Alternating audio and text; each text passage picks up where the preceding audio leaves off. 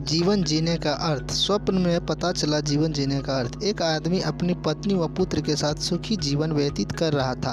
अचानक एक दिन उसकी पत्नी बीमार हो गई और बहुत इलाज कराने के बाद भी स्वस्थ नहीं हुई।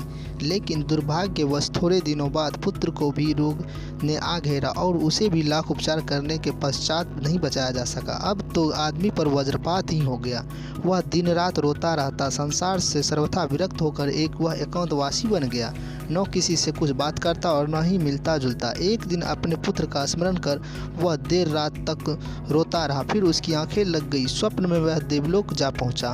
वहां उसने देखा कि छोटे बच्चे का जुलूस निकल रहा है। उन सभी के हाथों में जलती हुई मोमबत्तियां हैं। उस जुलूस में उसका पुत्र भी चल रहा था, किंतु उसके हाथ की मोमबत्ती बुझी हुई थी।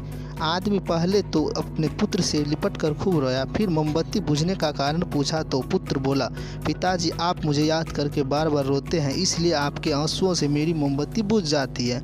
यह सुनते ही आदमी की नींद खुल गई और उस दिन उसने बच्चे के लिए रोना बंद कर दिया।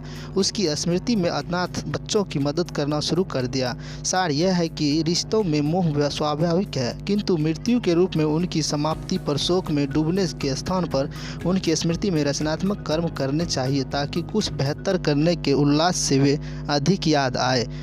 तो इस कहानी से आपको क्या सीख मिली, इस कमेंट बॉक्स में ज़रूर बताइएगा और इसी तरह कहानी को सुनने के लिए इस चैनल को सब्सक्राइब करें।